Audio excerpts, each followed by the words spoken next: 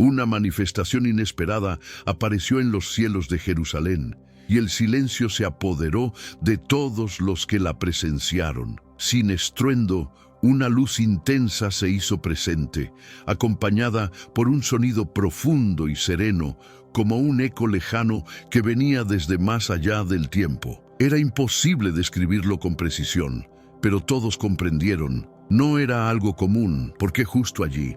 ¿Por qué en Jerusalén, ciudad cargada de promesas y profecías? Aquella noche todo parecía distinto. El aire estaba más denso, el silencio más profundo, hasta que sin previo aviso, una claridad dorada rasgó el cielo. Las personas se detuvieron, algunas miraron por la ventana, otras subieron a las terrazas y entonces lo vieron.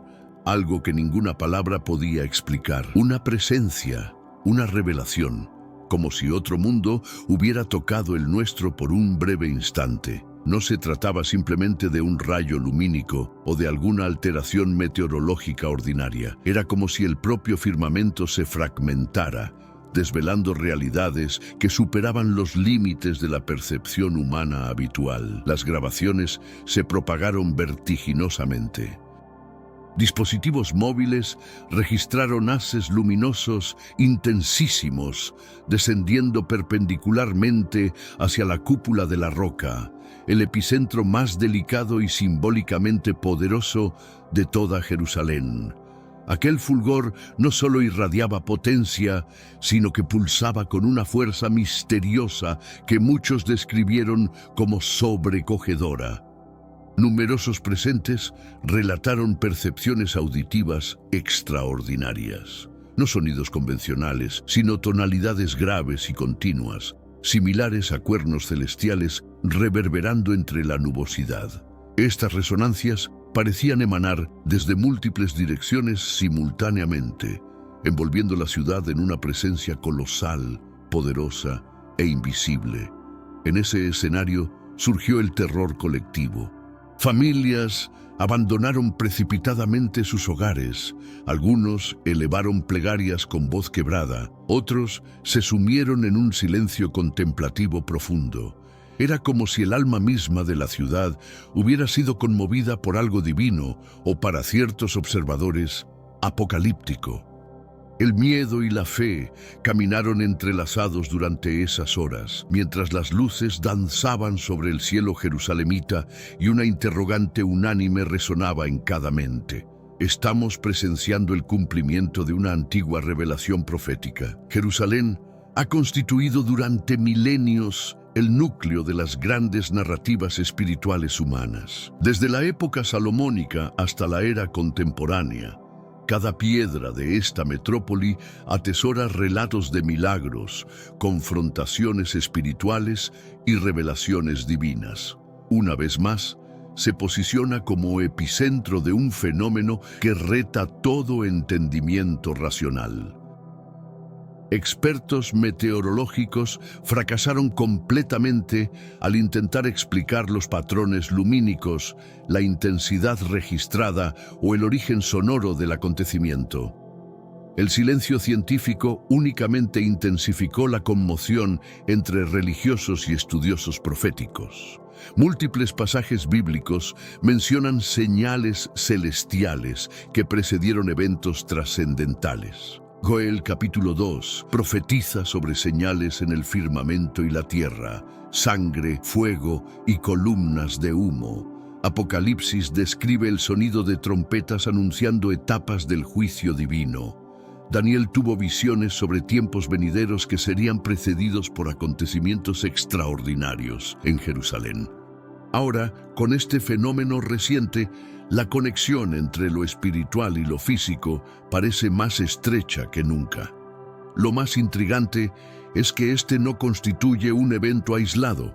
Durante los últimos meses, los reportes se han multiplicado sobre sonidos procedentes de los cielos, apariciones luminosas, no identificadas y comportamientos anómalos de aves y animales alrededor del monte del templo. Cada pequeña señal ha sido analizada, confrontada con textos antiguos y debatida en foros religiosos mundiales. La expectativa mesiánica presente en diversas tradiciones cobra impulso cada vez que algo fuera de lo común sucede en los cielos de Jerusalén. Para numerosos rabinos, pastores y estudiosos escatológicos, este es un momento de extrema vigilancia.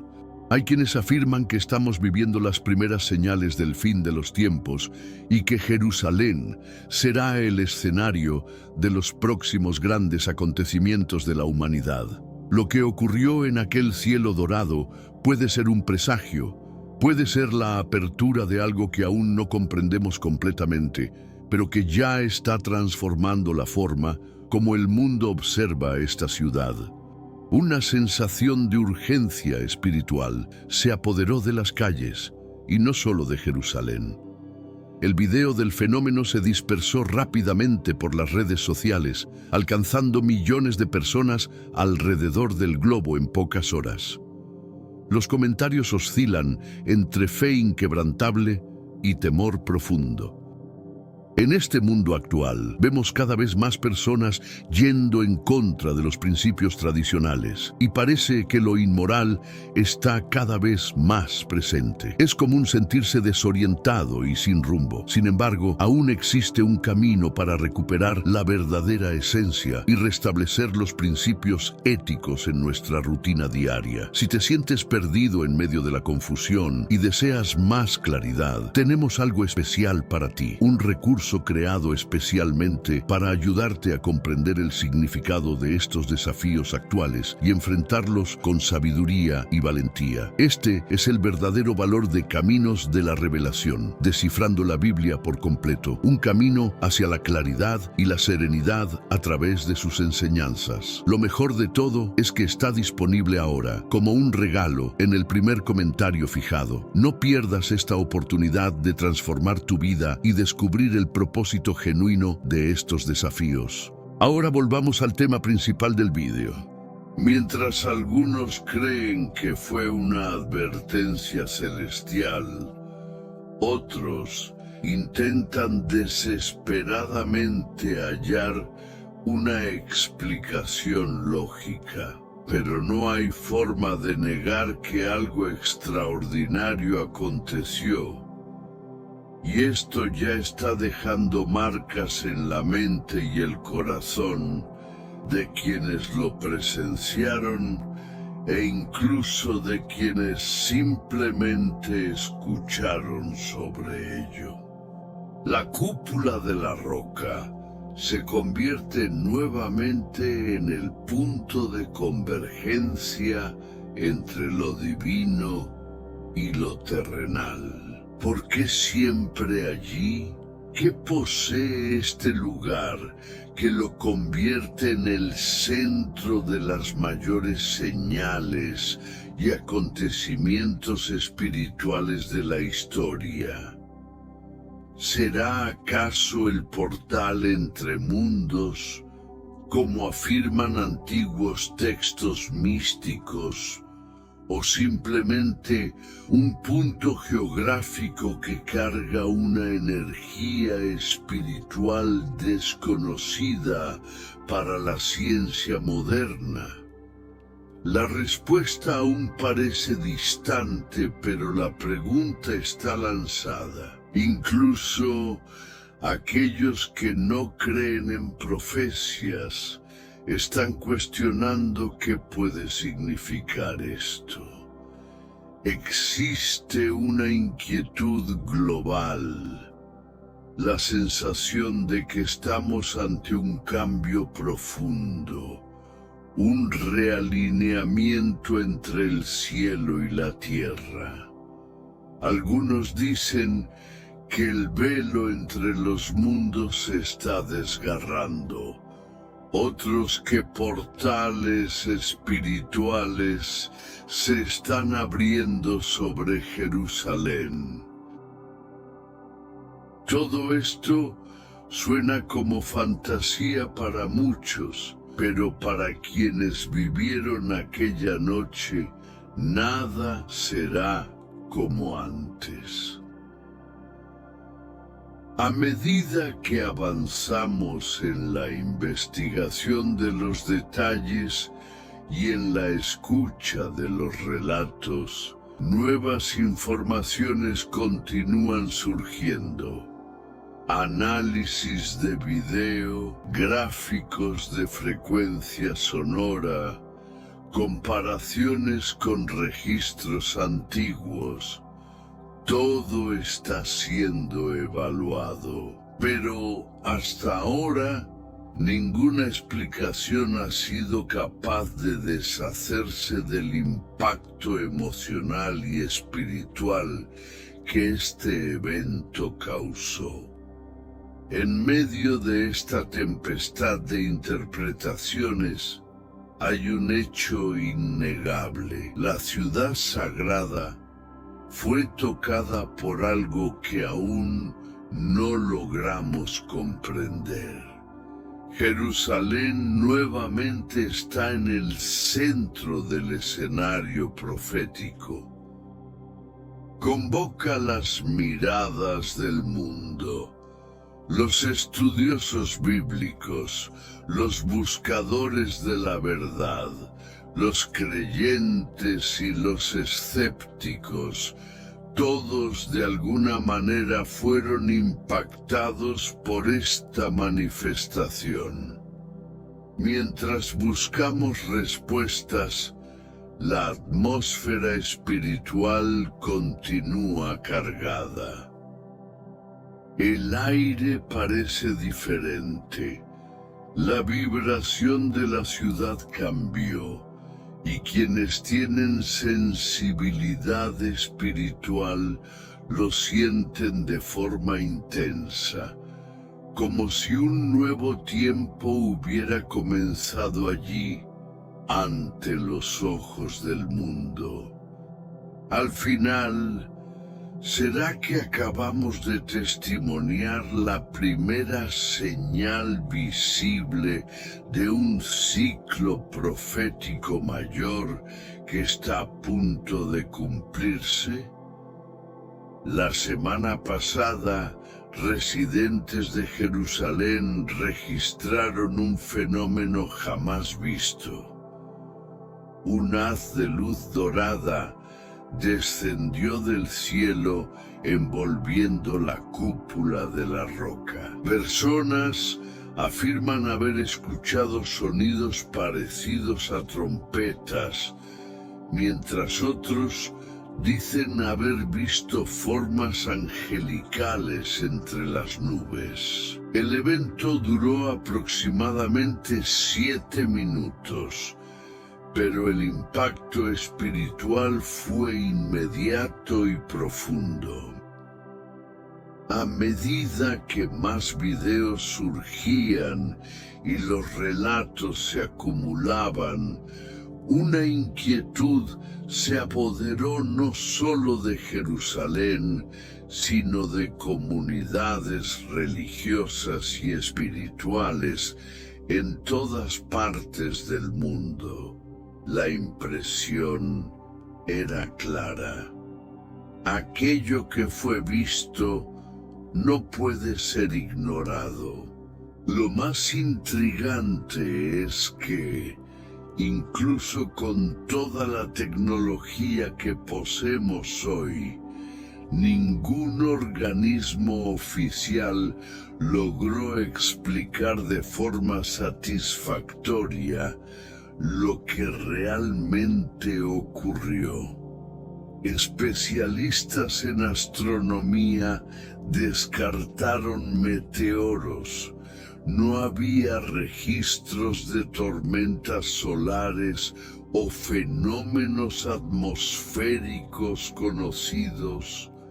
Los radares no captaron anomalías. El silencio de las autoridades solo alimentó más especulaciones. Pero en las calles de Jerusalén, en los callejones antiguos y en los balcones orientados hacia el monte del templo, el tema era uno solo. ¿qué realmente descendió del cielo aquella noche? ¿Y por qué Jerusalén se convierte una vez más en el escenario de algo tan sobrenatural? ¿Será ese haz de luz una señal del cielo, una manifestación angelical, una advertencia de lo alto? Personas que estaban cerca del lugar describen una sensación indescriptible, algo que no es posible expresar solo con palabras. Una presencia, un sentimiento de que algo divino estaba allí, observando, revelando. Varios testigos relataron una paz profunda seguida de un temor reverente, como si estuvieran ante una revelación sagrada.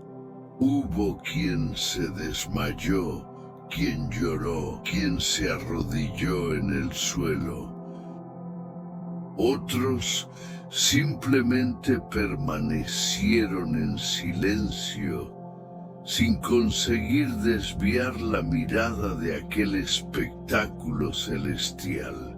Muchos grabaron videos, pero relataron que lo captado por las cámaras no se acerca a lo que fue sentido personalmente.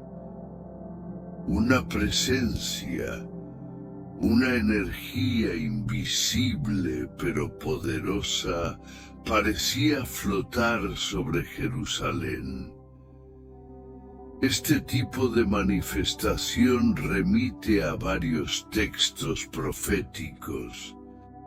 En el libro de Ezequiel capítulo 1 hay una descripción de una visión celestial con luces brillantes, seres con apariencia de fuego y ruedas girando en el cielo.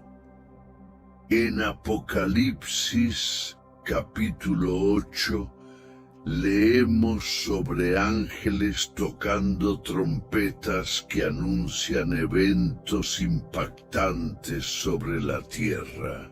Y en el libro de Joel capítulo 2 está escrito que en los últimos días habría señales en el cielo y en la tierra, incluyendo columnas de fuego y manifestaciones celestiales. Estos pasajes, que por siglos fueron considerados simbólicos, ahora están siendo leídos con otros ojos. ¿Y si no fueran apenas metáforas? ¿Y si lo que vimos en Jerusalén fuera el inicio de la concretización literal de estos textos? No es coincidencia que este fenómeno haya ocurrido justamente sobre la cúpula de la roca. Este lugar, además de ser uno de los sitios más disputados y sagrados del planeta, también carga un peso espiritual inmenso. Allí, según la tradición, Abraham habría sido llamado a sacrificar a su hijo. Allí estaría el lugar del Santo de los Santos del antiguo templo. Y allí es también donde muchos creen que el tercer templo será reconstruido, marcando el inicio de un nuevo ciclo profético. Por tanto, cuando una manifestación espiritual ocurre exactamente sobre ese punto, es imposible no conectar los hechos a las escrituras. Hay otro detalle que pocos percibieron, pero que llamó la atención de estudiosos en Israel. En el instante exacto en que el haz de luz tocó la cima de la cúpula, los vientos cesaron, el sonido ambiente desapareció y una calma sobrenatural se apoderó de la región. Esto fue captado inclusive en grabaciones de audio, una especie de vacío sonoro, como si todo hubiera parado por algunos segundos. Para quienes estaban presentes, ese fue el momento más intenso, una suspensión de la realidad, una interrupción del tiempo como lo conocemos. La ciencia no tiene cómo explicar una pausa colectiva de percepción temporal, pero en las escrituras hay menciones sobre la suspensión del tiempo en los momentos en que la gloria divina se manifiesta. Un fenómeno así no puede ser ignorado, especialmente cuando es sentido no apenas con los ojos, sino con el espíritu. Lo que aconteció en Jerusalén aquella noche no fue solo una experiencia visual, fue un evento espiritual que tocó almas, despertó conciencias y reactivó el sentido de urgencia profética. Los relatos continúan llegando. Personas de otras partes de Israel también afirman haber visto luces en los cielos.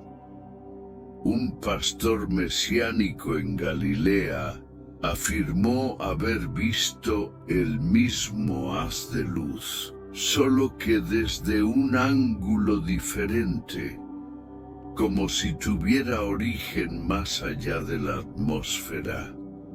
Hay inclusive teorías de que se trata de una apertura celestial, un tipo de portal espiritual, un acceso entre dimensiones, algo que solo puede ser comprendido a la luz de las escrituras y de la revelación espiritual, y no para ahí.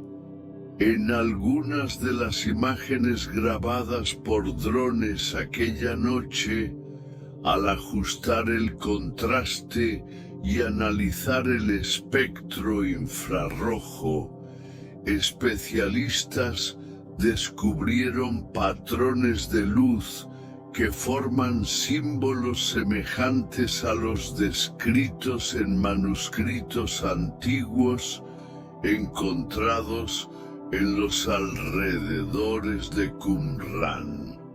Esto generó un nuevo debate entre arqueólogos y teólogos.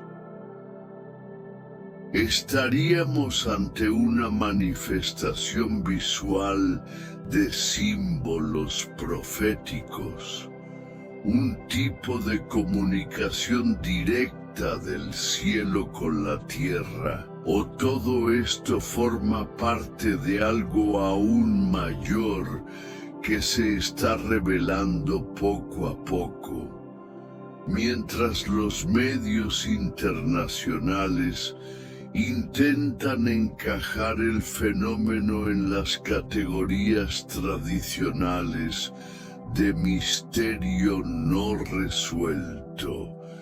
Quienes conocen las escrituras saben que Jerusalén siempre será el epicentro de las señales.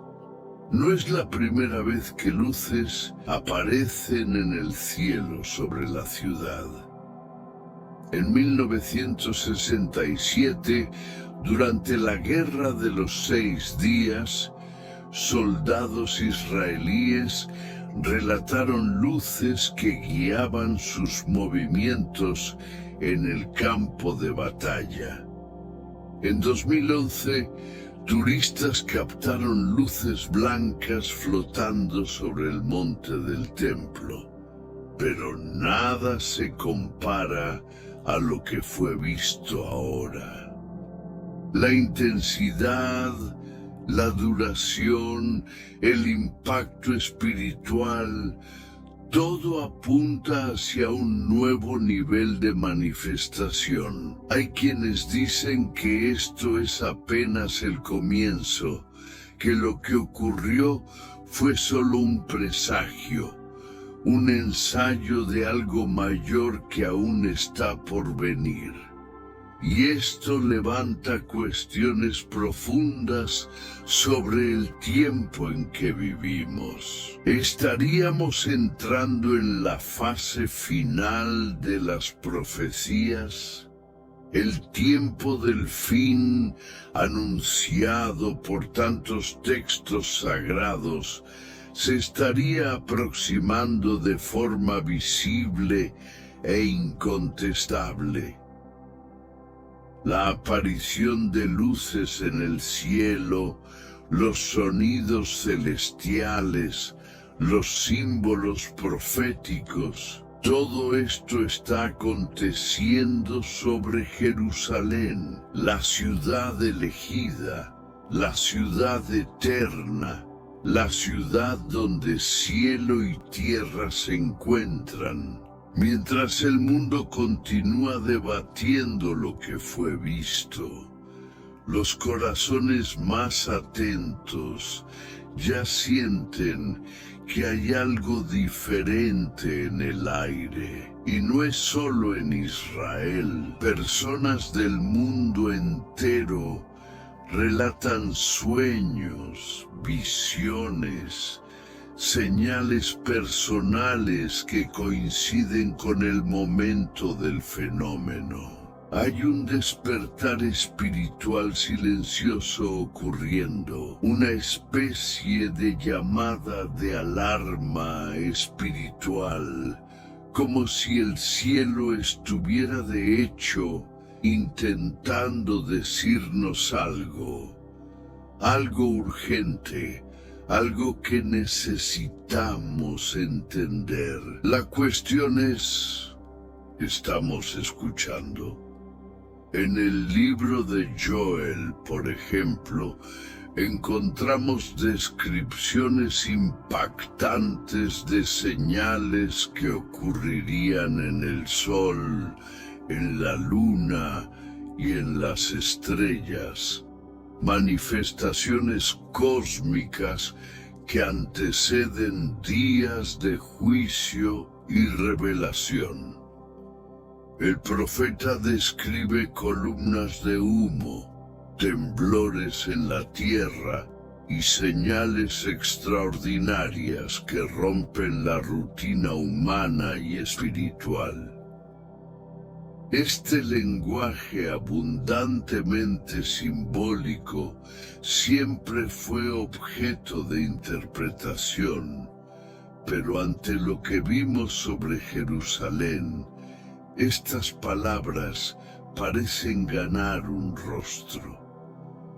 Ya en Apocalipsis capítulo 8, los 7 ángeles tocan trompetas que desencadenan transformaciones militares, cataclismos y manifestaciones divinas. Trompetas en el cielo, señales escuchadas por toda la tierra, presagios de un juez que cumple promesas y activa los engranajes del plan divino. Esta noción de aviso que toca a la puerta de la humanidad encuentra eco en el haz de luz que despuntó sobre la cúpula de la roca, seguido por sonidos que recordaban trompetas celestiales. El profeta Daniel, por su parte, trae visiones sobre reinos futuros, cambios dramáticos y figuras que se manifiestan en los cielos, teniendo a Jerusalén como escenario espiritual. Cuando leemos que un ángel me mostró Jerusalén, o que cielos fueron desgarrados con visiones, entendemos que la ciudad no es mero telón de fondo. Ella es, en el texto profético, epicentro de revelaciones y portales celestiales. Hoy, al ver aquel haz de luz dorada incidiendo exactamente sobre la cúpula de la roca y percibir formas etéreas entre las nubes y sonidos que resuenan como trompetas, somos forzados a preguntar: ¿y si no estamos apenas presenciando una señal pasajera, sino el cumplimiento literal de textos ancestrales?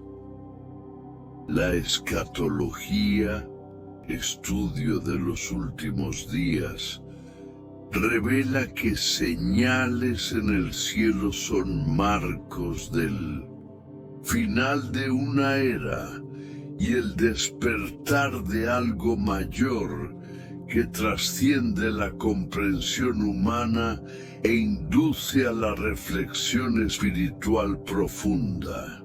En esta línea, el contexto profético se vuelve central.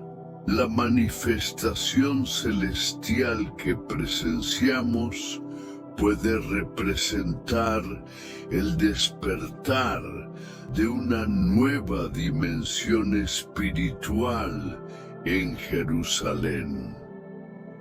Una alarma divina que atraviesa barreras geográficas y religiosas, resuena en la conciencia de quienes buscan, despiertan y esperan.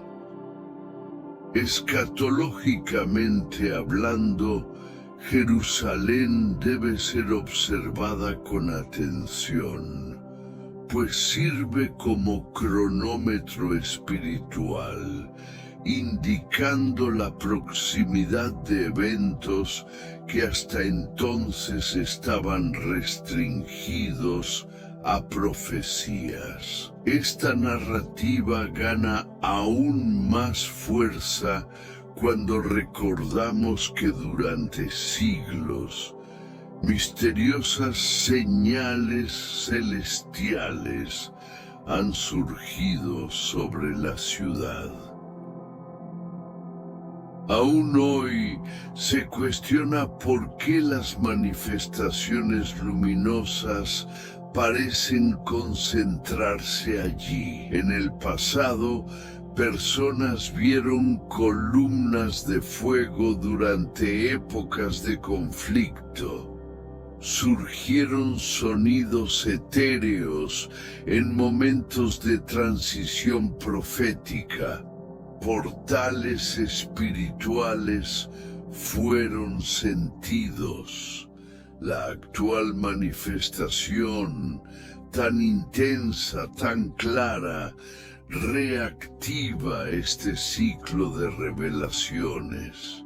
La sensación entre los estudiosos proféticos es que el velo entre el mundo físico y el espiritual está más delgado sobre Jerusalén, permitiendo que señales proféticas se tornen reales y visibles.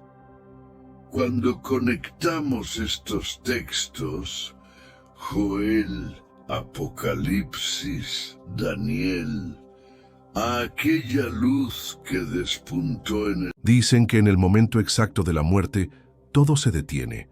No solo el corazón, no solo el cuerpo. Es como si el universo entero contuviera el aliento. Y entonces, silencio. Pero no cualquier silencio. Uno tan profundo, tan denso, que parece gritar. Porque ese silencio no es el final. Es una pregunta. Una que lleva siglos resonando en cada tumba, en cada lágrima, en cada vela encendida. ¿Qué sucede realmente después de morir? Nos han contado muchas cosas, que volamos al cielo, que ardemos en castigo, que nuestras almas nos observan desde arriba o reencarnan en otros cuerpos. ¿Y si nada de eso fuera cierto?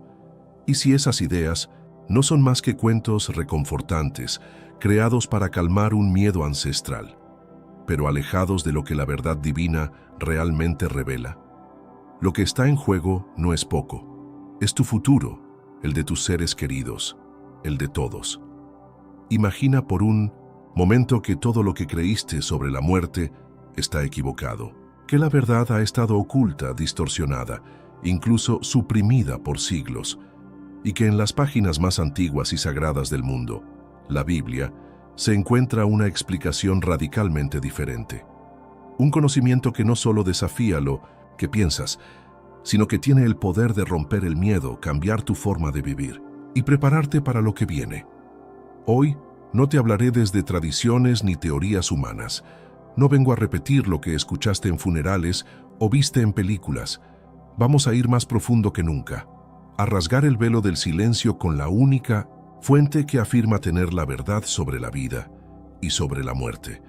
Pero para descubrirla tienes que quedarte, porque lo que viene, créeme, puede ser lo más impactante que hayas escuchado en toda tu vida.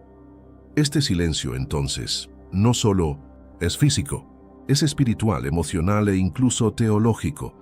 En él se esconde el anhelo más antiguo del ser humano, entender qué hay del otro lado. Y quizás, al atrevernos a mirar dentro de ese silencio a través de los ojos de la Escritura, descubramos que no es vacío lo que nos espera, sino algo que ha estado oculto a plena vista. Desde pequeños, incluso antes de entender lo que es la vida, ya sentimos curiosidad por la muerte. ¿A dónde va el abuelo cuando muere? ¿Qué le pasa a la mascota cuando se va al cielo? Estas preguntas tan inocentes y dolorosamente sinceras revelan que el ser humano nace con una inquietud natural por su destino final. No es algo aprendido, está en nuestra esencia. Conforme crecemos, esa pregunta no desaparece. Al contrario, se vuelve más intensa. Cuando perdemos a alguien que amamos, cuando una enfermedad amenaza nuestra existencia, o incluso cuando nos enfrentamos al vacío de una noche en soledad, la pregunta regresa. No importa cuánta ciencia conozcamos o qué tan avanzadas estén las tecnologías, la muerte sigue siendo una puerta cerrada que nadie logra abrir del todo desde este lado. En este mundo actual, vemos cada vez más personas yendo en contra de los principios tradicionales y parece que lo inmoral está cada vez más presente. Es común sentirse desorientado y sin rumbo. Sin embargo, aún existe un camino para recuperar la verdadera esencia y restablecer los principios éticos en nuestra rutina diaria. Si te sientes perdido en medio de la confusión y deseas más claridad, tenemos algo especial para ti, un recurso creado especialmente para ayudarte a comprender el significado de estos desafíos actuales y enfrentarlos con sabiduría y valentía. Este es el verdadero valor de Caminos de la Revelación, descifrando la Biblia por completo, un camino hacia la claridad y la serenidad a través de sus enseñanzas. Lo mejor de todo es que está disponible ahora, como un regalo, en el primer comentario fijado. No pierdas esta oportunidad de transformar tu vida y descubrir el propósito genuino de estos desafíos. Ahora volvamos al tema principal del vídeo. Lo interesante es que esta pregunta también persiguió a los grandes personajes de la Biblia. Patriarcas, reyes, profetas y apóstoles se enfrentaron a ella, y no siempre con respuestas claras desde el principio.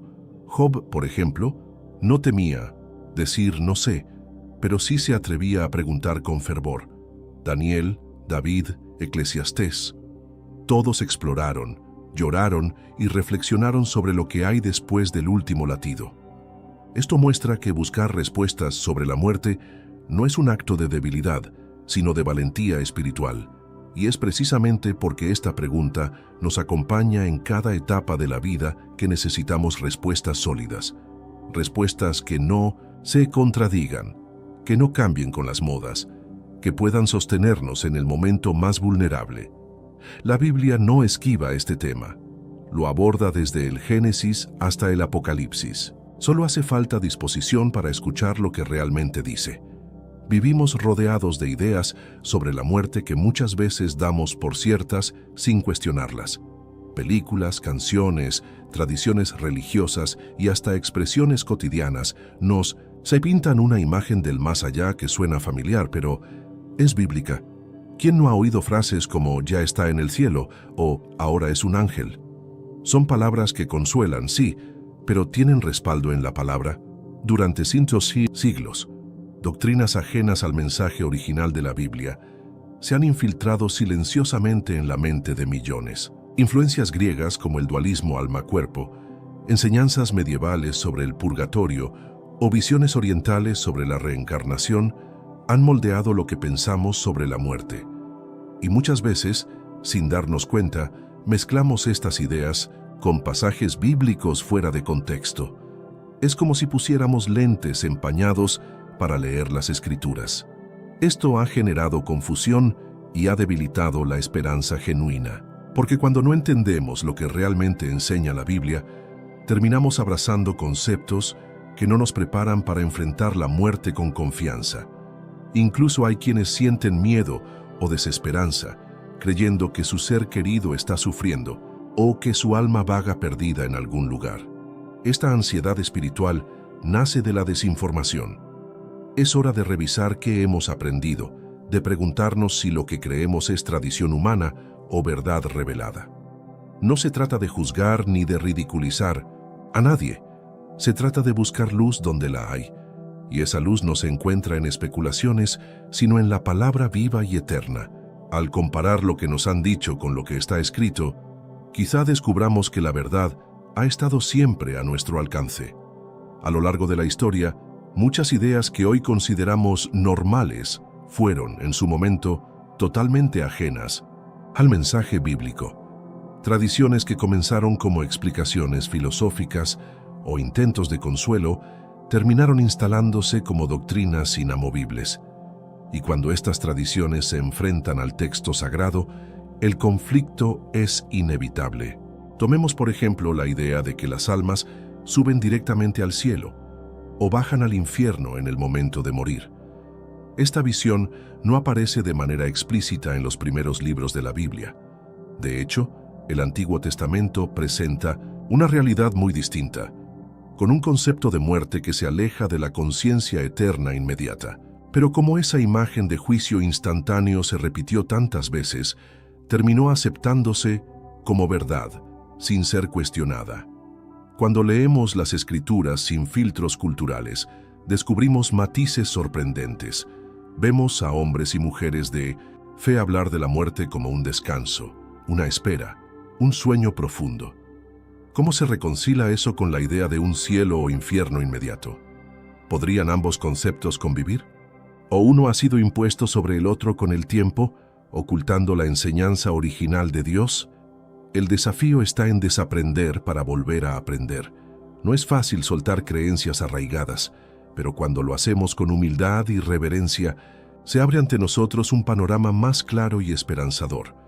La tradición puede tener valor cultural, pero solo la Escritura tiene autoridad divina. Y si hay contradicción entre ambas, debemos decidir a cuál voz le daremos más peso.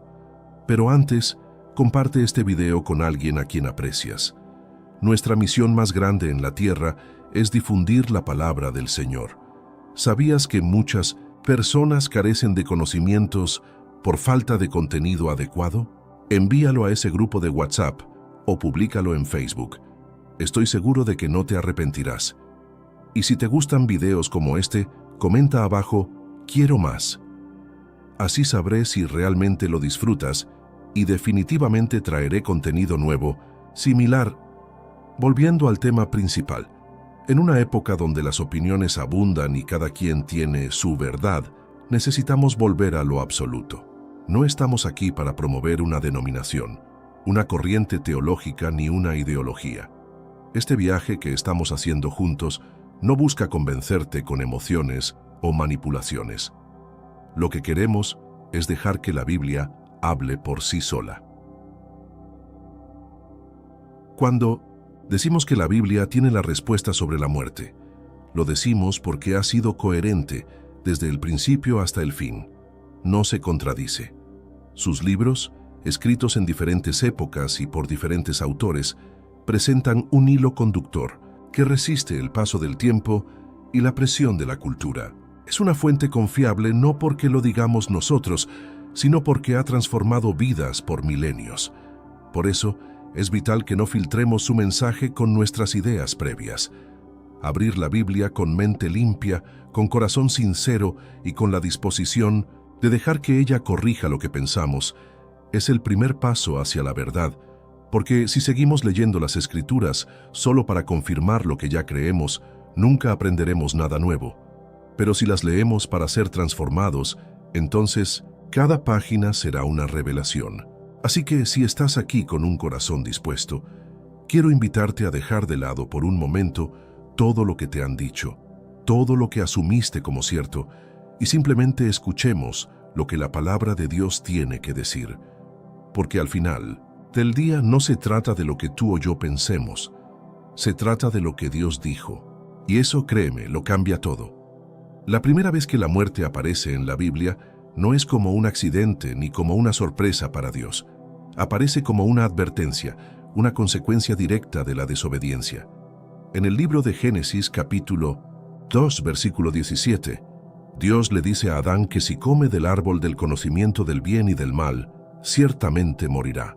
La muerte entonces no era parte del plan original, sino una interrupción del diseño divino causada por la ruptura de la confianza entre el Creador y su criatura.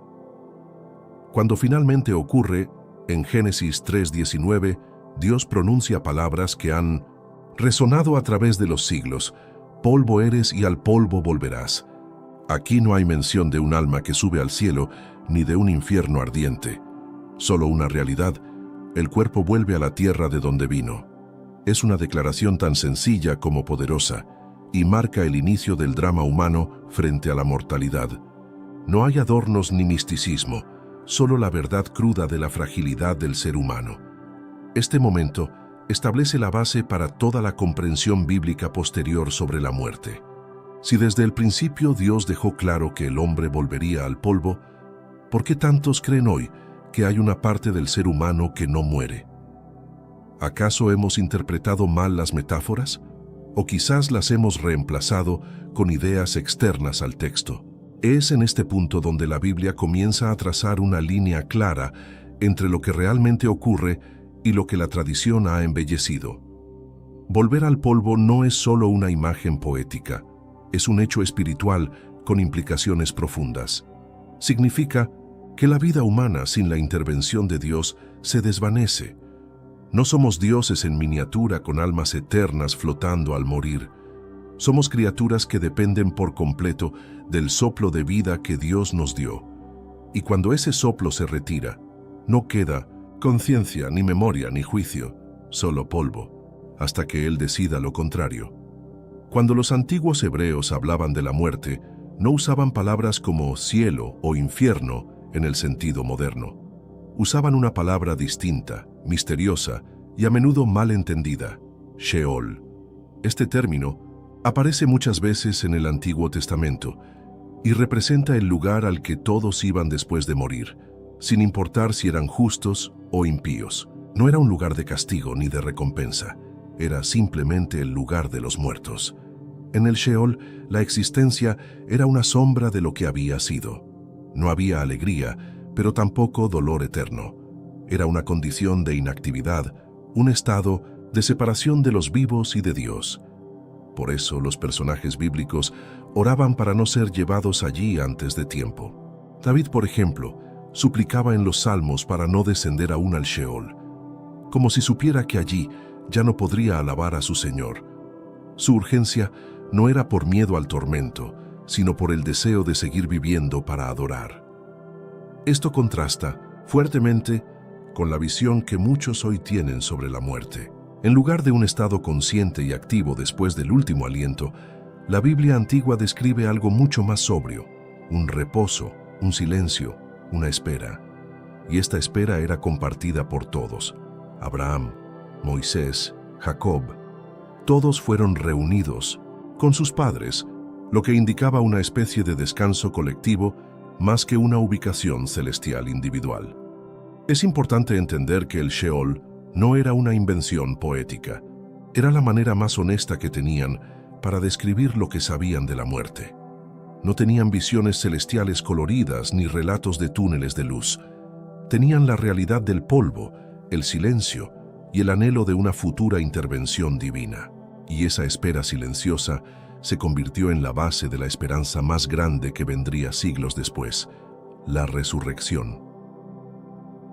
La imagen del Sheol no solo se define por su existencia subterránea, sino por las características específicas que la Biblia le atribuye: silencio, oscuridad, sombra. En el Salmo 88, uno de los más sombríos, se describe el Sheol como un lugar donde se corta la relación con Dios y donde uno se encuentra entre los muertos como si estuviera olvidado por completo. No hay cánticos, no hay luz, no hay comunión, solo una conciencia disuelta en el olvido. Para muchos, esta visión resulta incómoda. Preferimos imaginar a nuestros seres queridos mirándonos desde arriba o guiándonos desde el cielo.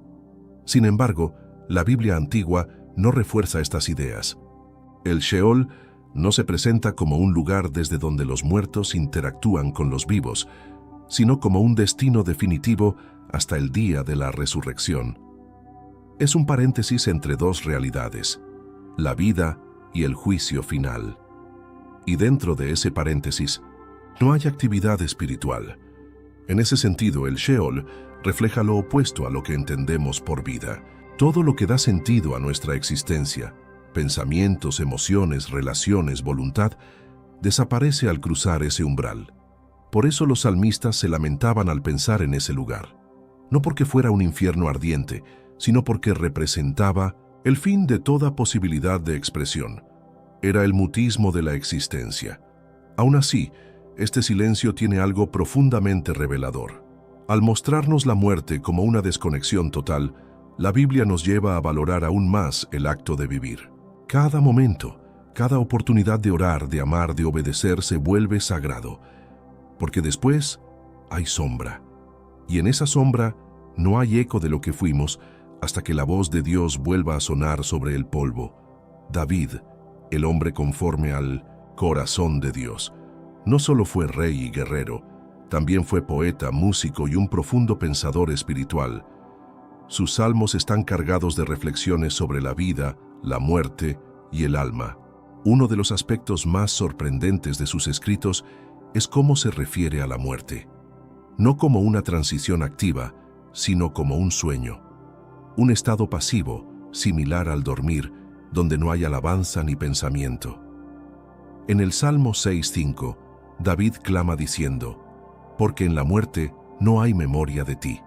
En el Sheol, ¿quién te alabará?».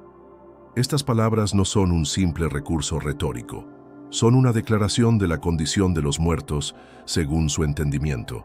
Si David, que vivía en íntima comunión con Dios, creía que en la muerte no habría conciencia para alabarle, ¿por qué nosotros pensaríamos diferente?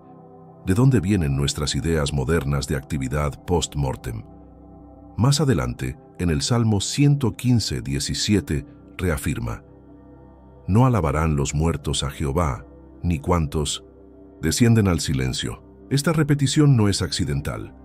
Revela una teología coherente sobre el estado de los muertos. El silencio no es simplemente la ausencia de sonido físico, sino la ausencia de conexión espiritual. Los muertos no oran, no claman, no celebran. Su voz se ha extinguido. por ahora. Este entendimiento convierte la vida presente en una oportunidad preciosa. No es solo un pasaje temporal hacia algo mejor. Es el escenario donde se definen destinos. David no minimiza la muerte, pero tampoco la romantiza. La presenta como lo que es: una pausa en la conciencia, una espera en silencio y una razón más para vivir cada día con propósito y gratitud.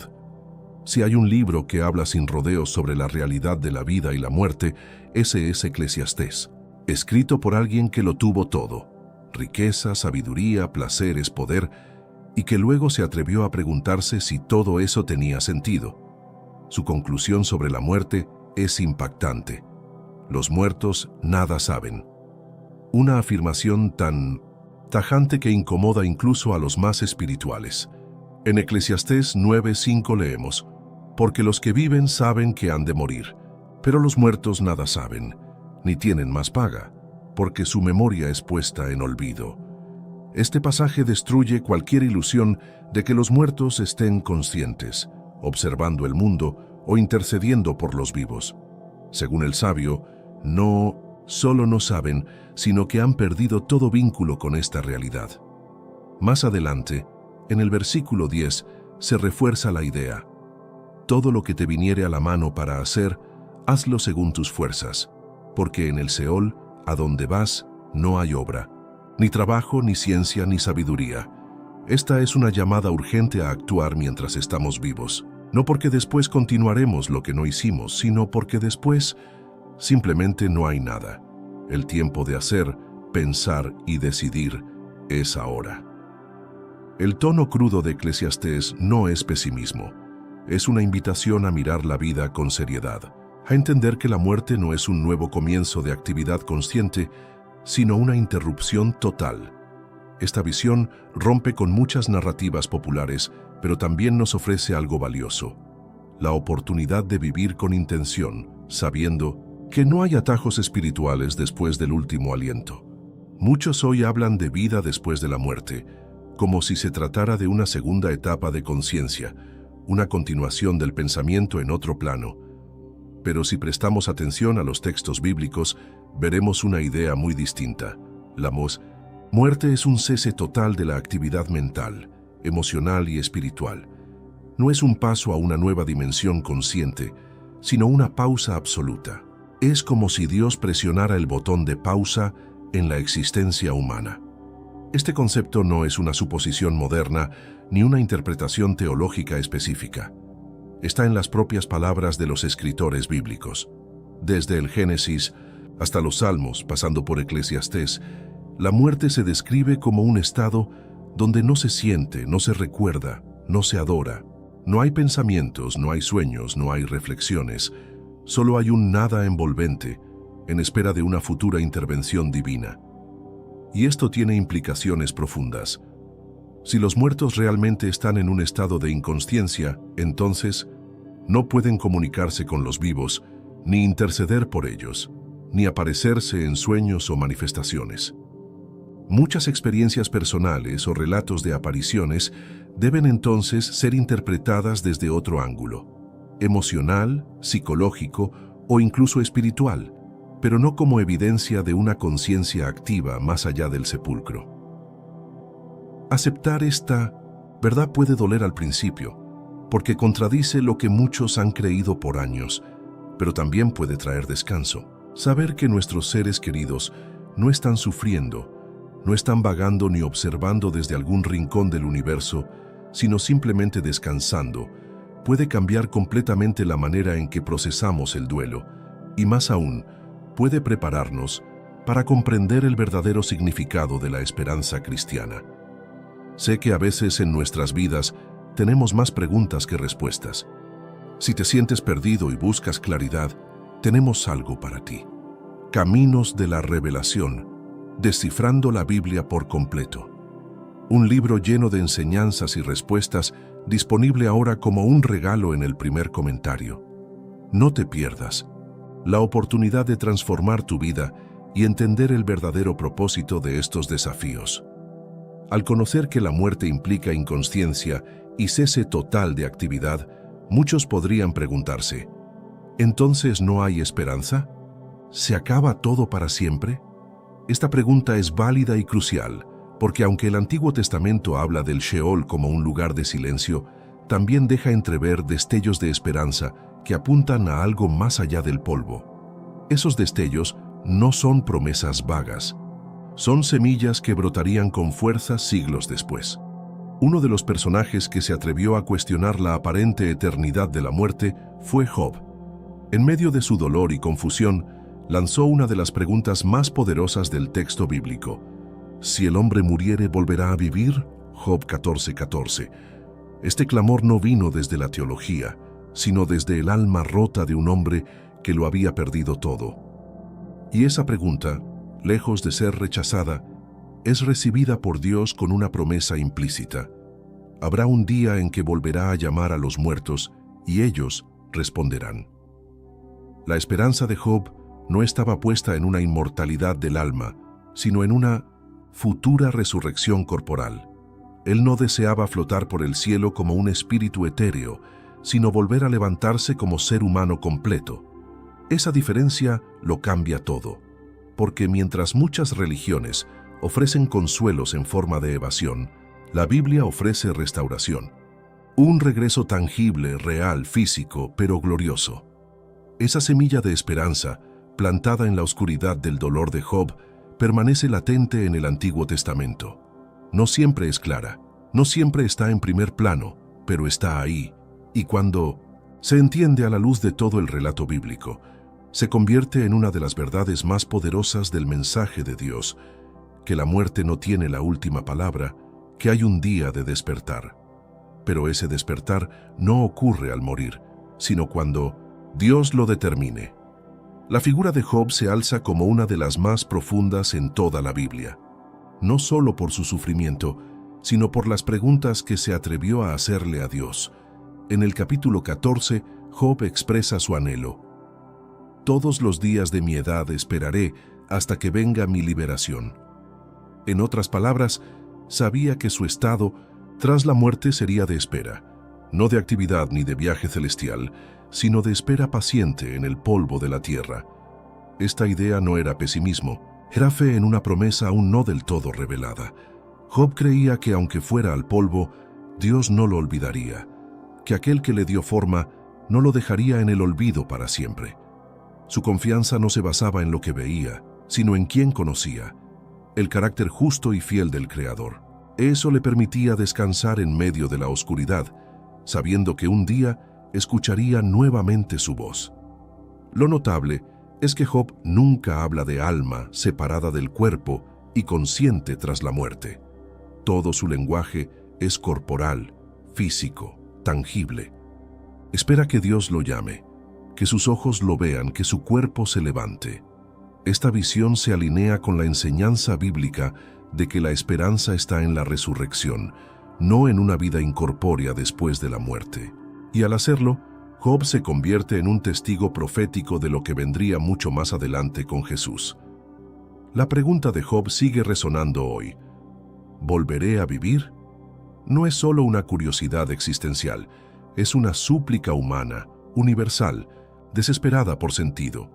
Y la Biblia en su conjunto no evade esta pregunta, la enfrenta de frente y nos lleva a descubrir que sí, pero no como algunos lo han imaginado. Volveremos, sí, pero no porque nuestras almas sean inmortales, sino porque Dios es poderoso para levantar lo que el polvo ha reclamado. La expresión de Job, entonces llamarás, y yo te responderé, es una imagen que conmueve, porque habla de un Dios que no ha cerrado su libro sobre nosotros al morir. Habla de un padre que guarda memoria de sus hijos, incluso cuando ya no existen para el mundo. Job, hundido en su dolor, tenía la certeza de que aunque sus huesos descansaran en la tierra, su historia no había terminado, y esa certeza lo sostuvo. Este llamado de Dios no es una metáfora, es el anuncio de un acto futuro, poderoso, divino, la resurrección. No será producto de la evolución espiritual del alma ni del karma acumulado. Será la voz de Dios, la misma que creó los cielos y la tierra la que despertará a los que duermen. No es algo automático ni universal. Es una obra activa, concreta, soberana. Una llamada que solo Él puede hacer. Esto transforma por completo nuestra perspectiva de la muerte. Porque si dependiera de nosotros, estaríamos perdidos. Pero como depende de Dios, hay esperanza. El llamado no será genérico, será personal. Cada ser humano será despertado con nombre y propósito. Y aunque ahora ese llamado parezca lejano, está garantizado por la fidelidad del mismo que sostuvo a Job en medio de la tormenta. Y mientras esperamos no hay lugar para especulaciones extrañas. La Biblia no nos dice que estemos flotando en forma espiritual ni observando desde una nube. Nos dice que dormimos, que descansamos y que un día el Dios que no olvida nos llamará. Esa es la esperanza bíblica, no la evasión, no la inmortalidad del alma, sino la resurrección desde el polvo por el poder de su voz. Siglos después de Job, otro hombre recibió una visión que confirmaría aquella esperanza. Su nombre era Daniel, y su experiencia fue radical. No solo fue testigo de imperios y visiones apocalípticas, sino que también escuchó una promesa que atravesaría los siglos. Muchos de los que duermen en el polvo de la tierra serán despertados, unos para vida eterna y otros para vergüenza y confusión perpetua. Daniel 12:2. Lo primero que sorprende es la palabra duermen. Daniel, como Job, no habla de almas conscientes, sino de cuerpos dormidos. Este lenguaje no es casual. Refuerza la idea de que la muerte es un estado temporal, como un sueño profundo, y que habrá un despertar, pero no todos despertarán al mismo destino. La resurrección será para todos, pero con dos posibles finales: vida eterna o juicio. Esto marca un giro teológico importantísimo. Ya no se trata solo de descansar en paz, sino de prepararse para el despertar. Daniel no presenta la muerte como una línea de llegada, sino como una pausa antes del veredicto final. Por eso lo que hacemos hoy importa, porque aunque ahora duerman, los muertos serán despertados para dar cuentas y recibir recompensa o consecuencia. La visión de Daniel conecta el Antiguo Testamento con el corazón del mensaje cristiano. Lo que Job intuía como esperanza, Daniel lo recibe como revelación. Y esa revelación no es ambigua. Los muertos no están vagando, no están activos ni presentes, están dormidos, pero el sueño no durará para siempre. Hay un día señalado en el que Dios hablará, y nadie podrá ignorar su voz. Una de las imágenes más repetidas a lo largo de la Biblia para hablar de la muerte es la del sueño.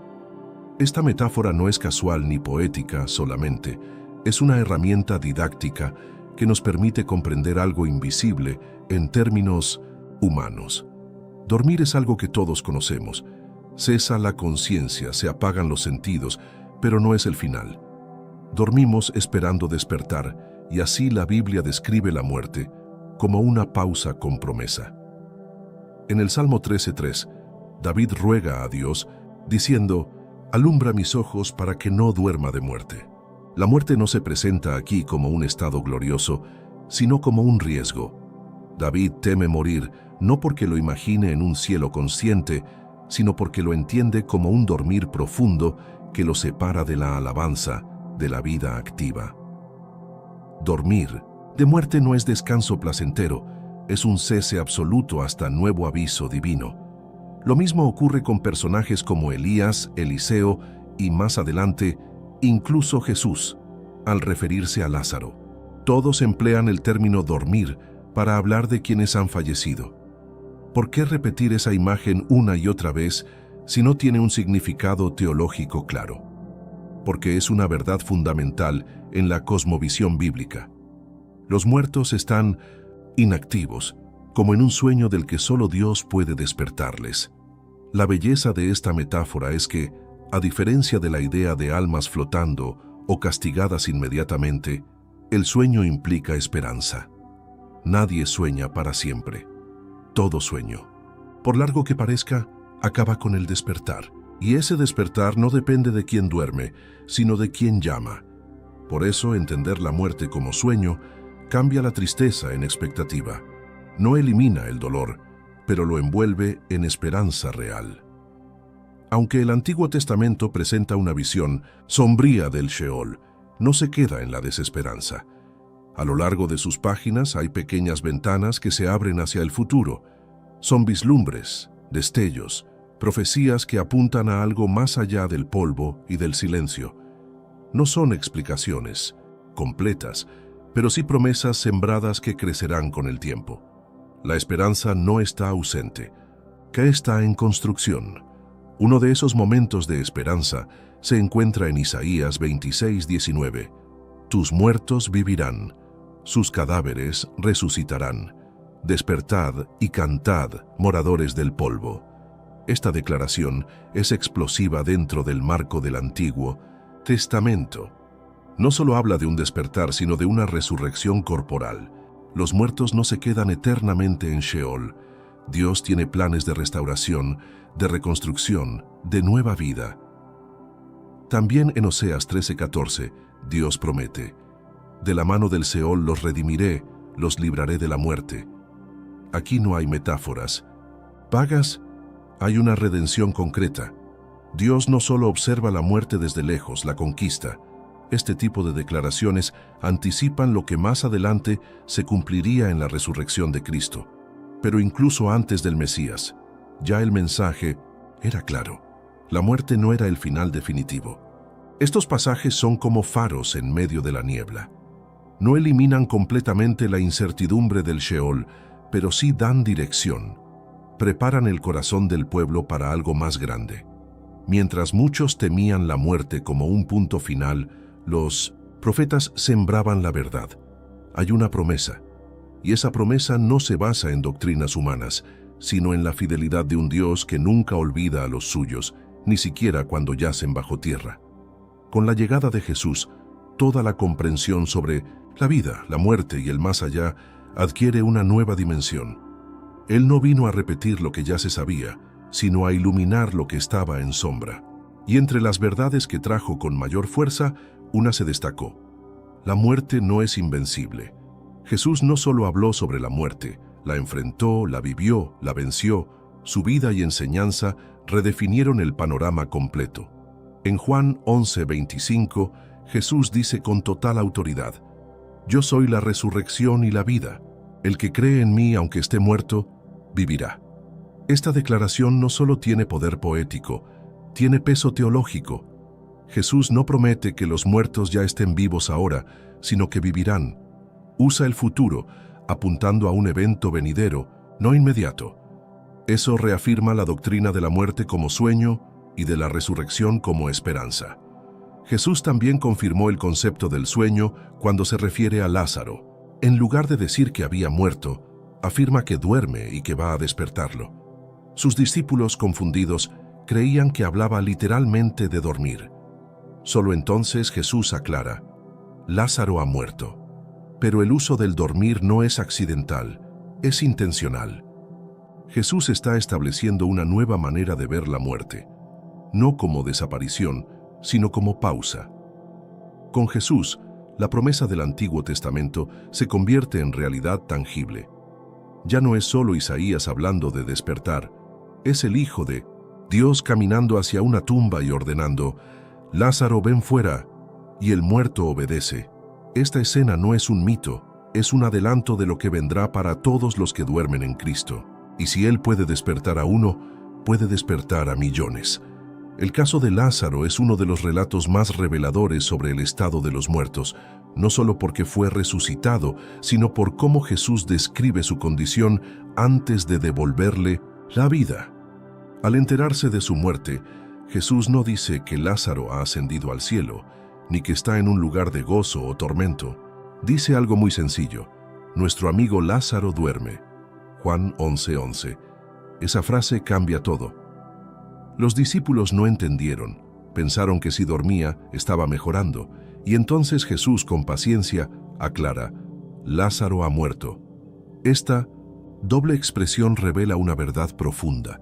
Para Jesús la muerte no es el final, es un sueño, y más aún, es un sueño del que Él tiene autoridad para despertar a quien quiera, cuando quiera. La muerte no es enemiga invencible, es un sueño que obedece a su voz. Cuando Jesús llega a la tumba de Lázaro, no conversa con su alma, no le habla al espíritu, le habla al cuerpo. «Lázaro, ven fuera». Y ese cuerpo, que ya olía mal según los presentes, responde. Esta escena no deja lugar a dudas. La conciencia de Lázaro no estaba activa, no se entera de lo que pasó hasta que despierta. Su resurrección no es un regreso desde el cielo, sino un despertar desde el polvo. Esto pone en jaque muchas ideas populares. Si Lázaro hubiera estado en el cielo, ¿por qué Jesús lo sacaría de allí? ¿Sería justo traerlo de un lugar de gloria para volver al dolor de este mundo? No tiene sentido. La única explicación coherente es que Lázaro no estaba consciente en ningún otro lugar. Dormía, y al igual que él, muchos duermen hoy, esperando que esa misma voz los llame algún día por su nombre. Las palabras de Jesús sobre la muerte no son adornos teológicos, son verdades pronunciadas con autoridad divina, y por eso merecen ser examinadas con atención. A diferencia de muchos líderes religiosos, Jesús no enseñó que el alma se va al cielo inmediatamente. Habló de la muerte como sueño, de la vida eterna como regalo futuro y de la resurrección como evento decisivo. Y todo lo que enseñó lo vivió. En Mateo 9:24, cuando una niña muere, Jesús declara: «La niña no está muerta, sino duerme». Y a pesar de que la gente se burla, Él la toma de la mano y la levanta. De nuevo, la muerte es llamada sueño. No es un simbolismo vacío, sino una verdad consistente en toda su enseñanza. Jesús no necesita especular sobre la muerte. Él la conoce, la toca, la transforma. También en Juan 5:28-29, Jesús dice que llegará la hora en que todos los que están en los sepulcros oirán su voz, y los que hicieron lo bueno saldrán a resurrección de vida. Aquí no habla de almas flotando ni de juicios al momento de morir. Habla de una resurrección futura. Todos los muertos están en los sepulcros, no en el cielo, no en el infierno, en los sepulcros, y desde allí serán llamados. Escuchar a Jesús con atención es dejar de lado muchas ideas heredadas que, aunque reconfortantes, no siempre son bíblicas. Él no solo nos dio palabras de consuelo, nos dio una perspectiva eterna. Enseñó que la muerte no es un viaje consciente, sino un sueño profundo, y que la verdadera vida eterna comienza el día en que su voz penetre el polvo y despierte a los que duermen. Ningún otro maestro habló así. Ninguno tuvo el poder de demostrarlo como él. Uno de los textos más debatidos sobre el destino después de la muerte es el diálogo entre Jesús y el ladrón en la cruz, registrado en Lucas 23:43. Allí, Jesús le dice: «De cierto te digo, que hoy estarás conmigo en el paraíso». A primera vista parece contradecir todo lo que venimos viendo. ¿Cómo es que ahora parece afirmar que ese mismo día ambos estarían juntos en el paraíso? ¿Es esta una evidencia de conciencia inmediata tras la muerte? La clave está en cómo leemos la frase. En el griego original, el texto no tiene puntuación. Los signos de puntuación fueron añadidos siglos después, guiados por la interpretación de los copistas. Por lo tanto, una forma igualmente válida de leer esta frase es: «De cierto te digo, hoy estarás conmigo en el paraíso». El énfasis cambia completamente. Jesús no está diciendo cuándo sucederá, sino afirmando cuándo lo está diciendo. En ese momento de dolor, está prometiendo algo futuro. Este ladrón arrepentido no fue al cielo ese mismo día. Jesús mismo no subió al cielo al morir. En 1900, en Juan 20:17, resucitado, Jesús dice a María Magdalena: «Aún no he subido a mi Padre». ¿Cómo entonces pudo estar con el ladrón en el paraíso el día viernes, si aún no había ascendido el domingo? Claramente, la promesa de Jesús al ladrón se refiere a un futuro, no a una presencia inmediata post-mortem. Más que una contradicción, este episodio reafirma la enseñanza bíblica. El paraíso, la vida eterna, vendrá en el momento señalado por Dios. El ladrón recibió una promesa de salvación, sí, pero no de entrada inmediata. Su esperanza, como la nuestra, está en la resurrección, cuando Jesús regrese y los muertos en Cristo se levanten primero. Lo que ocurrió en esa cruz Fue un acto de gracia, no un pasaje exprés al cielo. El debate gramatical en torno a la frase de Jesús al ladrón no es un simple juego de palabras. Es crucial para entender si la Biblia es coherente o contradictoria en su enseñanza sobre la muerte. La palabra clave es hoy, en griego, semeron. Dependiendo de dónde coloquemos la coma, el significado varía radicalmente. Por eso, no se trata solo de traducir, sino de interpretar a la luz de todo el mensaje bíblico. Si asumimos que Jesús quiso decir, hoy estarás conmigo, caemos en un problema serio. Jesús no subió al cielo ese día, como ya vimos. Además, iría en contra de todo el testimonio bíblico sobre el estado de los muertos. Por otro lado, si leemos, de cierto te digo hoy, Jesús estaría enfatizando la certeza de la promesa, no su inmediatez.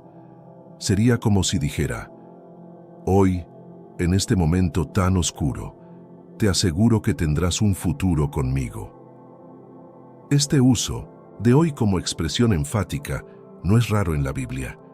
Aparece en Deuteronomio, en los Salmos y en las palabras de los profetas. Decir algo hoy no siempre implica que suceda hoy, sino que se afirma con firmeza en este día. Jesús, colgado en la cruz, le ofrece al ladrón arrepentido lo único que podía darle en ese momento, la promesa segura de vida eterna, no su realización inmediata. Comprender esta distinción nos ayuda a reconciliar ese versículo con el resto de las Escrituras. No tenemos que descartar la enseñanza sobre la resurrección ni asumir que Jesús cambió la doctrina en su último suspiro. Al contrario, reafirma que incluso en su momento más débil, seguía apuntando hacia el futuro glorioso de su retorno, cuando cumpliría todas las promesas hechas a quienes confían en él. Cuando pensamos en paraíso, solemos imaginar un lugar hermoso, lleno de luz, ángeles cantando y almas flotando. Sin embargo, la Biblia no siempre define el paraíso de esa manera. De hecho, la palabra paraíso aparece muy pocas veces en las Escrituras, y su significado no es tan claro como muchos piensan. ¿Es el cielo? ¿Es un jardín? ¿Es una etapa intermedia? Las respuestas son más complejas de lo que parecen. En 2 Corintios 12:4, Pablo habla de haber sido arrebatado al paraíso, lo que vincula este término con el tercer cielo. Pero este pasaje es altamente simbólico y personal, sin descripción concreta del lugar. En Apocalipsis 2:7, Jesús promete al vencedor que le dará de comer del árbol de la vida, el cual está en medio del paraíso de Dios. Aquí, el paraíso se asocia más con la restauración del Edén que con una nube en el cielo. Esta conexión con el Edén es importante. El paraíso bíblico tiene más relación con la vida restaurada, con la comunión plena entre Dios y el hombre, que con un lugar flotante post-mortem. Es el lugar donde Dios habita con los suyos, donde no hay más muerte, ni dolor, ni lágrimas. Pero ese lugar, según Apocalipsis, es parte del nuevo cielo y la nueva tierra, no algo que ya habitamos al morir. Entonces, cuando Jesús promete al ladrón que estará con él en el paraíso, está hablando del futuro cumplimiento del reino de Dios, no de un viaje inmediato al cielo invisible, sino del momento en que los redimidos resuciten y vivan con Él en la plenitud del paraíso restaurado. Esta visión se alinea con toda la esperanza bíblica, no en una vida espiritual flotante, sino en una resurrección gloriosa y real. Otro pasaje que genera mucha confusión es la historia del rico y Lázaro en Lucas 16, 19, 31. En ella, el rico muere y despierta en tormento, mientras Lázaro es llevado al seno de Abraham. Muchos han tomado esta historia como una descripción literal del más allá, con personas conscientes en el cielo y en el infierno. Pero, ¿es eso lo que Jesús realmente quiso enseñar? ¿O estamos leyendo una parábola como si fuera un reporte celestial? Primero, es importante entender que esta historia tiene todas las características de una parábola. No se menciona ningún personaje histórico, está llena de simbolismos y fue contada en un contexto de reprensión a los fariseos. Jesús usaba parábolas para ilustrar verdades espirituales, no para establecer doctrinas detalladas sobre realidades invisibles. Si tomamos esta historia literalmente, deberíamos creer que los justos viven literalmente en el pecho de Abraham y que pueden conversar entre cielo e infierno. Además, hay elementos que no concuerdan con la enseñanza general de la Biblia. Por ejemplo, el infierno se describe como un lugar donde se puede ver y hablar con los que están en el cielo. Esto no aparece en ningún otro lugar de las Escrituras. También se da la idea de que las acciones externas, como la riqueza, definen el destino eterno, algo que contradice la salvación por fe. La enseñanza real detrás de esta parábola es sobre el egoísmo, la dureza de corazón y la necesidad de escuchar a Moisés y los profetas. No es un tratado sobre geografía celestial. Jesús está usando una imagen conocida en su tiempo, una tradición oral popular entre los judíos, para dar una lección moral poderosa. Si ignoramos el contexto y la forma literaria, podríamos terminar construyendo doctrinas basadas en metáforas, y eso siempre nos lleva al error. A lo largo de su ministerio, Jesús habló muchas veces sobre la muerte, pero nunca enseñó que las almas de los muertos flotan conscientes en otro plano. Sus enseñanzas refuerzan el concepto de sueño, de espera, de resurrección futura. En Juan 5, 28, 29, él mismo dice: «Viene la hora cuando todos los que están en los sepulcros oirán su voz». No dice que están vivos en otro lugar, sino que están en los sepulcros esperando. Jesús nunca enseñó que al morir, los buenos van al cielo inmediatamente. De hecho, él mismo no ascendió al cielo en el momento de su muerte. Permaneció en la tumba 3 días, cumpliendo lo que las Escrituras decían. Su resurrección fue corporal, no espiritual. Se levantó con un cuerpo glorificado, y eso es lo que promete a sus seguidores, que un día serán resucitados como él lo fue. Incluso cuando hablaba del juicio, Jesús lo colocaba en un evento futuro, no inmediato. La parábola del trigo y la cizaña, el juicio de las ovejas y los cabritos, todas son imágenes que apuntan al fin de los tiempos, no al momento del último suspiro. Este patrón se repite en todo el Nuevo Testamento. La esperanza cristiana no está en lo que sucede al morir, sino en lo que ocurrirá cuando Cristo regrese. Si realmente queremos ser fieles a las enseñanzas de Jesús, debemos dejar de lado ideas heredadas y mirar con ojos nuevos lo que Él dijo. Él no vino a confirmar tradiciones humanas, sino a revelar el camino de Dios.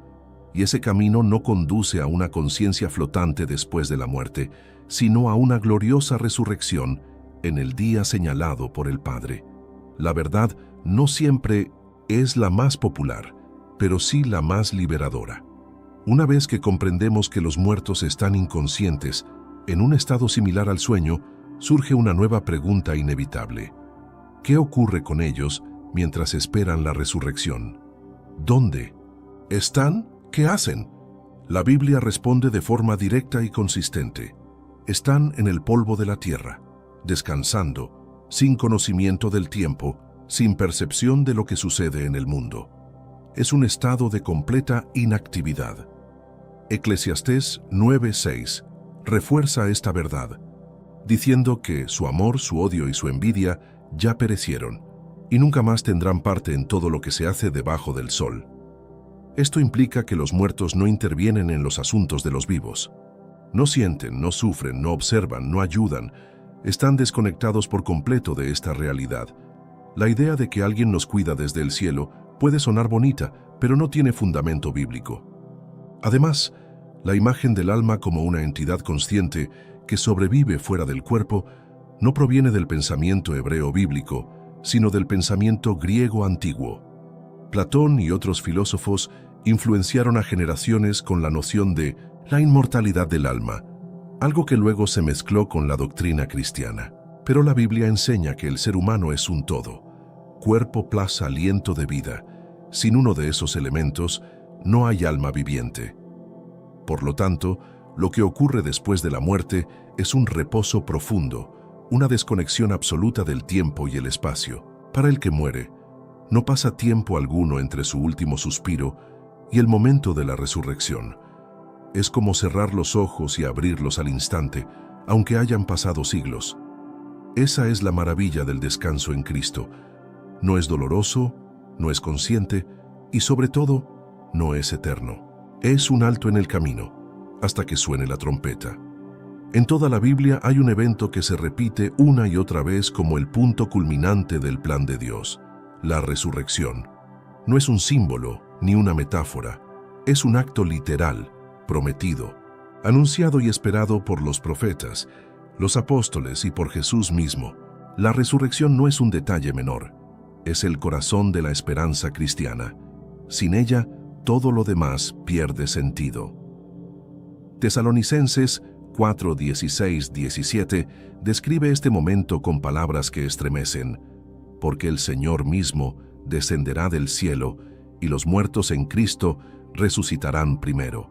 Esta es la gran promesa, que los que han dormido en fe, los que murieron confiando en Dios, serán despertados por su voz, no por un ritual ni por una obra humana, sino por el poder mismo de aquel que venció la muerte. En ese día, no solo se despertarán los cuerpos, se restaurará la identidad, la memoria, la comunión. Las personas volverán a ser conscientes, pero esta vez no en un mundo de dolor, sino en la presencia gloriosa de su Salvador. La muerte será derrotada no simbólicamente, sino literalmente. Será el fin del olvido, el fin del silencio, el fin de las sombras. Todo lo que fue sembrado en debilidad será levantado en poder. Y para quienes aún vivimos, la resurrección no es solo un consuelo futuro, es un llamado presente. Nos recuerda que nuestras decisiones hoy tienen un eco eterno, que lo que creemos, amamos y obedecemos ahora define en qué resurrección estaremos, la de vida o la de condenación. La resurrección es la puerta definitiva y está más cerca de lo que imaginamos. Comprender lo que la Biblia realmente enseña sobre la muerte no es un simple ejercicio intelectual. Es un giro en la manera de ver la vida, el sufrimiento, la pérdida y el propósito. Saber que los muertos descansan, que no sufren ni vagan, cambia nuestra forma de llorar, de recordar y de esperar. Pero más que eso, transforma cómo vivimos cada día porque nos invita a hacerlo con intención, con reverencia, con urgencia. Ya no vivimos atados a supersticiones, ni a temores infundados sobre almas en pena o castigos inmediatos. Vivimos sabiendo que la muerte no es el final, pero tampoco es el principio de una vida consciente en otro plano. Es un descanso, una pausa, y eso nos invita a aprovechar al máximo cada instante, cada relación, cada oportunidad de obedecer a Dios y extender su reino. Además, este conocimiento nos libera de la culpa malentendida. No necesitamos encender velas para que el alma de un ser querido descanse en paz. Ya está en paz. No necesitamos mensajes espiritistas ni señales desde el más allá. Necesitamos confiar en lo que Dios ha dicho y dejar en sus manos a los que han partido. Ellos están en el polvo, pero Dios no los ha olvidado. Y ese conocimiento, cuando se cree de verdad, trae consuelo que sobrepasa todo entendimiento. Por eso, vivir con esta verdad no es vivir con menos esperanza, es vivir con una esperanza más firme, más pura, más bíblica. Es caminar sabiendo que el final de esta historia no es un cementerio, sino una trompeta, y cuando suene el polvo despertará, porque los muertos no están vivos, pero tampoco están perdidos. La muerte es una de las realidades más inevitables y al mismo tiempo más incomprendidas por la humanidad. Desde el inicio de los tiempos, el ser humano ha tratado de entender qué hay más allá de este punto final de la vida terrenal. La incertidumbre y el temor han dado lugar a numerosas teorías, religiones y filosofías que intentan responder a la gran pregunta: ¿la muerte es el fin o solo el comienzo de algo más grande?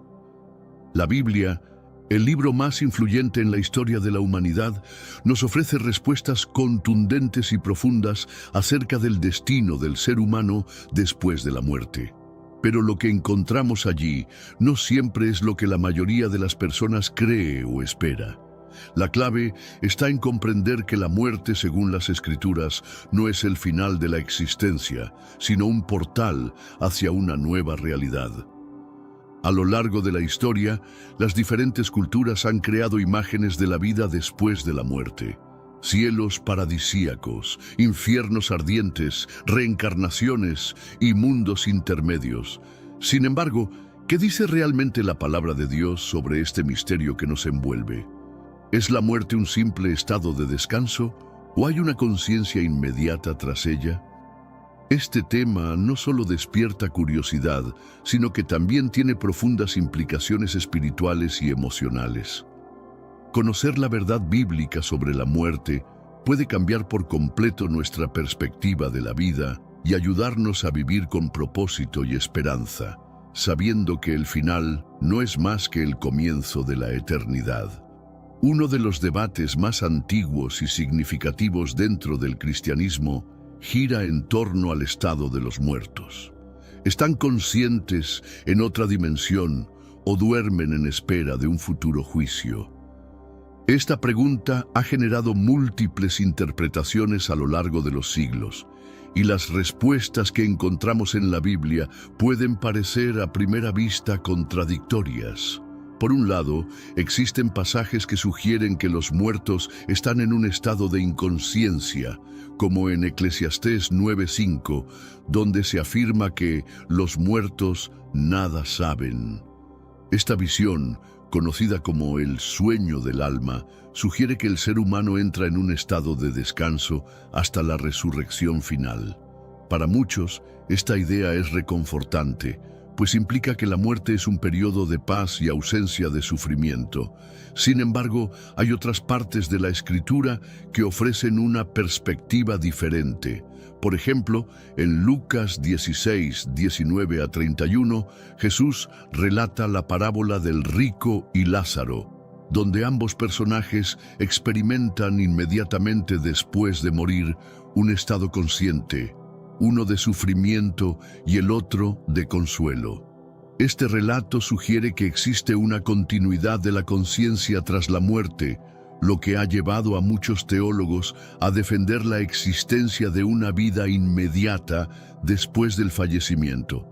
Entonces, ¿cuál es la verdad? La respuesta puede estar en la comprensión de que la Biblia utiliza distintos lenguajes y contextos para referirse al mismo evento. El sueño mencionado podría ser una descripción del estado físico del cuerpo, mientras que la conciencia después de la muerte podría referirse al estado del alma, marcando una diferencia crucial en la comprensión de este tema. Si algo queda claro al estudiar la Biblia, es que la muerte no es una conclusión definitiva, sino una transición. Este concepto, aunque desafiante, es fundamental para entender la cosmovisión cristiana. La muerte es descrita como una puerta que nos lleva de la existencia terrenal a una realidad espiritual mucho más vasta. El apóstol Pablo, en 2 Corintios 5:8, expresa una de las afirmaciones más esperanzadoras. Preferimos estar ausentes del cuerpo y habitar con el Señor. Esta frase revela una verdad profunda. Para aquellos que han puesto su fe en Cristo, la muerte no es una tragedia, sino el comienzo de una comunión eterna con Dios. Este pensamiento no solo brinda consuelo, sino que también nos invita a reflexionar sobre cómo vivimos cada día. Si entendemos que nuestra vida no termina con la muerte, entonces nuestras acciones y decisiones adquieren un peso eterno. No vivimos solo para el presente, sino para lo que vendrá después. Este entendimiento debería motivarnos a buscar el propósito de Dios en nuestra vida y a prepararnos para el destino que nos espera más allá de este mundo. La gran pregunta que surge entonces es, ¿estamos preparados para esa transición? La Biblia nos presenta una verdad desafiante. Lo que hacemos aquí define dónde estaremos después de la muerte. Este conocimiento debería inspirarnos a vivir de manera intencional, con la mirada puesta no solo en lo temporal, sino en lo eterno. Pero antes, comparte este video con alguien a quien aprecias. Nuestra misión más grande en la tierra es difundir la palabra del Señor. ¿Sabías que muchas personas carecen de conocimientos por falta de contenido adecuado? Envíalo a ese grupo de WhatsApp o públicalo en Facebook. Estoy seguro de que no te arrepentirás. Y si te gustan videos como este, comenta abajo, quiero más. Así sabré si realmente lo disfrutas y definitivamente traeré contenido nuevo similar. Volviendo al tema principal. En este mundo actual, vemos cada vez más personas yendo en contra de los principios tradicionales y parece que lo inmoral está cada vez más presente. Es común sentirse desorientado y sin rumbo. Sin embargo, aún existe un camino para recuperar la verdadera esencia y restablecer los principios éticos en nuestra rutina diaria. Si te sientes perdido en medio de la confusión y deseas más claridad, tenemos algo especial para ti, un recurso creado especialmente para ayudarte a comprender el significado de estos desafíos actuales y enfrentarlos con sabiduría y valentía. Este es el verdadero valor de Caminos de la Revelación, descifrando la Biblia por completo, un camino hacia la claridad y la serenidad a través de sus enseñanzas. Lo mejor de todo es que está disponible ahora, como un regalo, en el primer comentario fijado. No pierdas esta oportunidad de transformar tu vida y descubrir el propósito genuino de estos desafíos. Ahora volvamos al tema principal del vídeo. La afirmación de Pablo en 2 Corintios 5:8, preferimos estar ausentes del cuerpo y habitar con el Señor, ha sido motivo de múltiples interpretaciones a lo largo de la historia. Esta frase sugiere una separación entre el cuerpo y el alma, un concepto central en la teología cristiana sobre la muerte. Cuando una persona muere, su cuerpo queda en la tierra, pero su alma entra en una nueva dimensión. Para los creyentes, esta dimensión es la presencia de Dios, un lugar de paz y gozo eterno. Sin embargo, esto plantea una pregunta crucial. ¿Sucede esta transición de manera inmediata o hay un periodo de espera? Algunos pasajes bíblicos sugieren que el alma va directamente a la presencia de Dios tras la muerte, mientras que otros parecen indicar una espera hasta la resurrección final. Lo que queda claro es que, para los salvos, la muerte no es una pérdida, sino una ganancia, como lo expresa Pablo en Filipenses 1:21. Para mí, el vivir es Cristo y el morir es ganancia. Esta visión cambia por completo nuestra percepción de la muerte. No es algo que debamos temer, sino una puerta que nos lleva a una comunión aún más íntima con el Señor. Para quienes creen en Jesús, la muerte deja de ser el fin y se convierte en el principio de una nueva y gloriosa existencia. La idea de que los muertos entran en un sueño del alma ha sido una de las interpretaciones más debatidas dentro del cristianismo. Esta teoría se basa en pasajes como Eclesiastés 9:5 y Daniel 12:2, que describen a los muertos como si estuvieran dormidos, esperando un despertar en el día del juicio. Esta creencia, presente en algunas tradiciones cristianas, plantea que los muertos no tienen conciencia hasta el momento de la resurrección. Sin embargo, otros estudiosos argumentan que este sueño es solo una metáfora para describir el estado del cuerpo, mientras el alma sigue viva en una dimensión espiritual. La parábola de Jesús sobre el rico y Lázaro contradice la idea de un estado de inconsciencia, pues muestra a ambos personajes en un estado consciente tras la muerte. Esto sugiere que, aunque el cuerpo físico permanezca en reposo, el alma continúa existiendo y experimentando una realidad espiritual. Entender esta diferencia es crucial para interpretar correctamente lo que sucede tras la muerte. Más allá de las teorías, lo que la Biblia nos muestra es que la vida continúa después de la muerte y nuestro destino depende de las decisiones que tomemos mientras estamos vivos. La parábola del rico y Lázaro, relatada por Jesús en Lucas 16, 19 a 31, es uno de los pasajes más enigmáticos y reveladores acerca del estado de los muertos. En esta historia se nos presentan dos personajes que, tras la muerte, viven realidades completamente opuestas. El rico en tormento y Lázaro, en el seno de Abraham, un lugar de consuelo. Este relato plantea una imagen clara de la conciencia inmediata tras la muerte, donde los muertos experimentan sufrimiento o paz según su vida terrenal. No se trata solo de una narración simbólica, sino de una advertencia espiritual sobre las consecuencias eternas de nuestras decisiones.